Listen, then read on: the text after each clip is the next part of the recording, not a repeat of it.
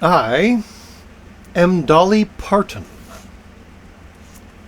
Once upon a time, on the coldest day of the year, in the foothills of the Great Smoky Mountains of East Tennessee, a little girl was born in a one-room cabin.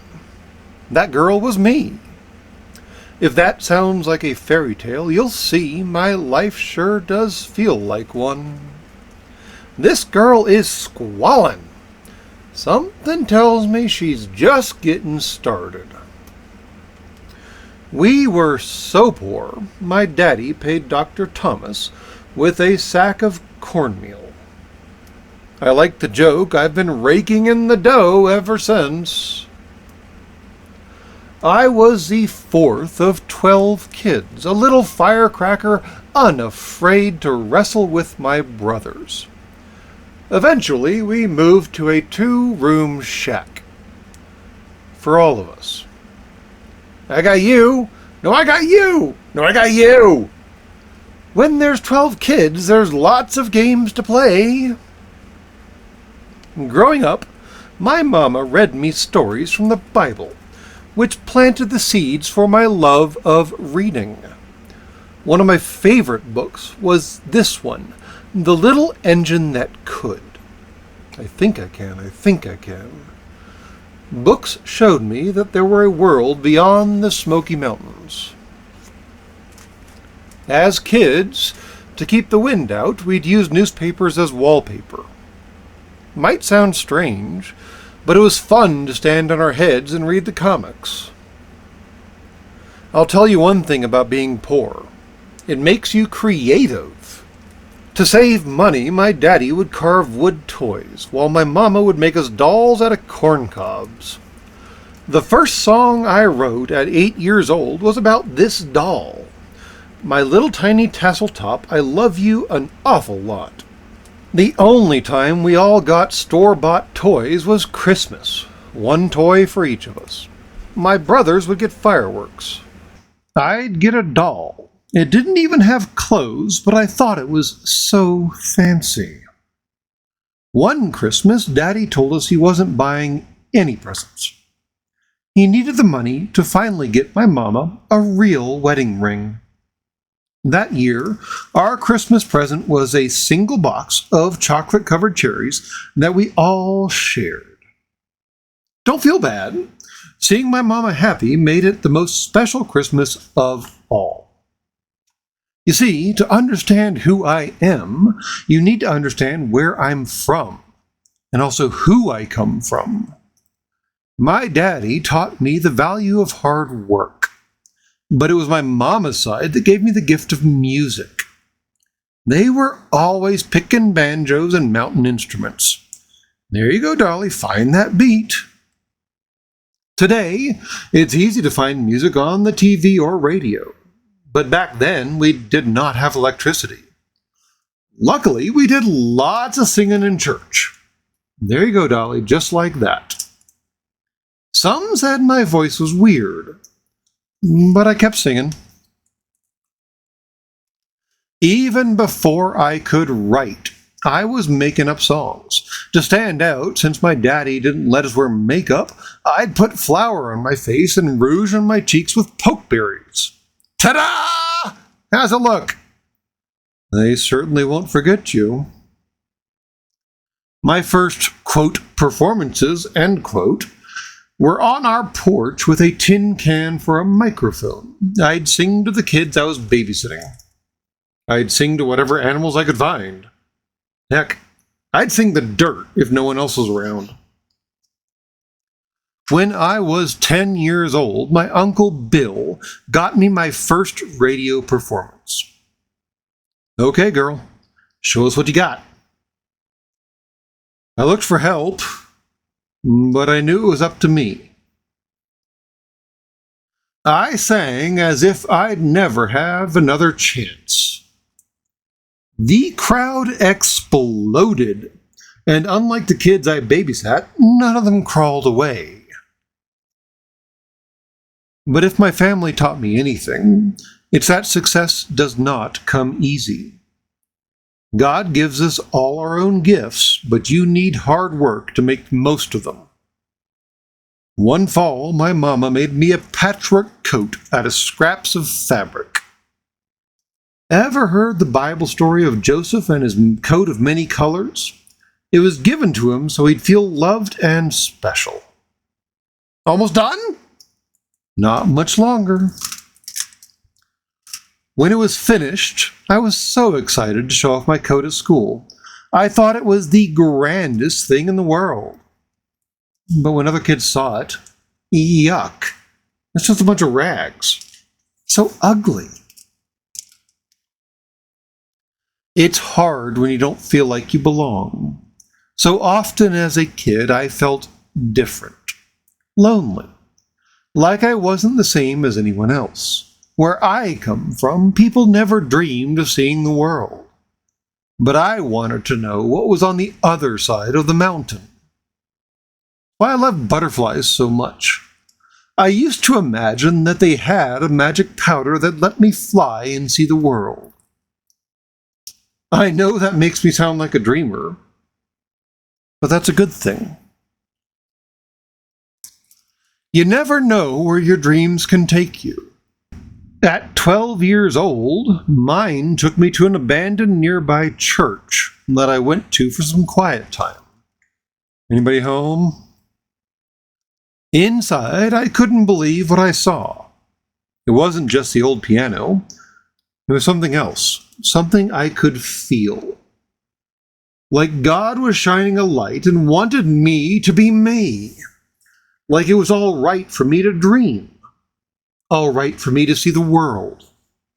And of course, all right for me to sing my songs. At 13, I got on a big interstate bus with my grandma. My uncle said that if I could get to Lake Charles, Louisiana, I'd get my very own recording session. I'd never traveled like this. And boy, I loved the adventure. Puppy love, they all call it puppy love. That same year, I got to sing at the Grand Ole Opry, where the most famous country musician singers perform. A musician named Johnny Cash introduced me. We've got a little girl here from up in East Tennessee. Gulp. I froze until a flashbulb went off. And then I smiled at the people in the balcony, and I let her rip. I got called back for 3 encores. At my high school graduation, each student was asked to announce their plans for the future. I told everyone, I'm going to Nashville to become a star. The crowd laughed. It made me even more determined. The very next morning, I was on a bus to Nashville. I had my dreams, an old guitar, and matching luggage, 3 paper bags from the grocery store. Most important, I had my songs.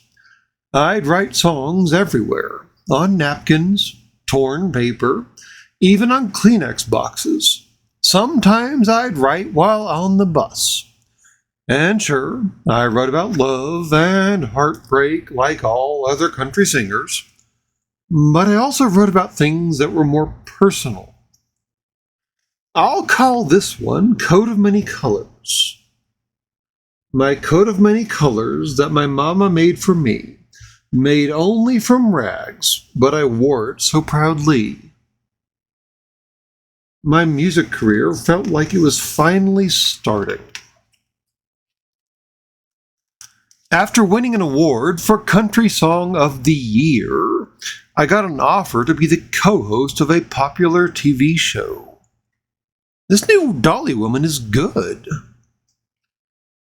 Even there, I kept writing songs, especially about subjects that were overlooked by others, problems that everyday people went through. Miss Dolly, I'd love your autograph. Of course, sweetie, what's your name? Jolene. What a strong name. I'm going to use that in a song. But let me tell you, The more successful I became, the more some people tried to treat me like a sidekick. I'm nobody's sidekick. I think it's time for me to leave the show and go out on my own. You're going to regret this. I didn't regret it. My co-host made me pay him around $1 million, saying he was the reason for my success. I knew he was wrong, and that it would take me years to get that money back. We eventually made up. Forgiveness is vital, but I wanted a fresh start, and I knew with hard work I'd make it on my own. And that's exactly what happened. Instead of wearing what other people wanted me to wear, I put on flashy, colorful costumes that fit my personality. I've never seen anyone like her. Isn't she amazing? Love is like a butterfly. Instead of just singing country songs, I started singing to all audiences. You just sold 1 million copies of Here You Come Again by Dolly Parton, and it went platinum. Instead of just being a music star, I was also a star in the movies. 9 to 5. Listen to this part. Tumble out of bed and stumble to the kitchen. Pour myself a cup of ambition, which, by the way, was written while waiting on set. I even started my own charity, Dolly Parton's Imagination Library, which promotes reading by giving away free books to kids like you. The first book we started with, The Little Engine That Could. Reading and education is how you help kids find their happily ever after. Eventually, I opened my own amusement park. I wanted a place where people could dream and fantasize all they want. We didn't put it in California or Orlando. We put it right here in the Great Smoky Mountains of Tennessee, 10 miles from where I grew up. The business people said it would never work. I didn't listen to them. They have a replica of Dolly's original house here in a place called Dollywood. In every song I sing, you know what I'm really doing? Telling a story. Stories of everyday people, poor people, people who feel invisible or unseen. I write about women and men going through the hard parts of life.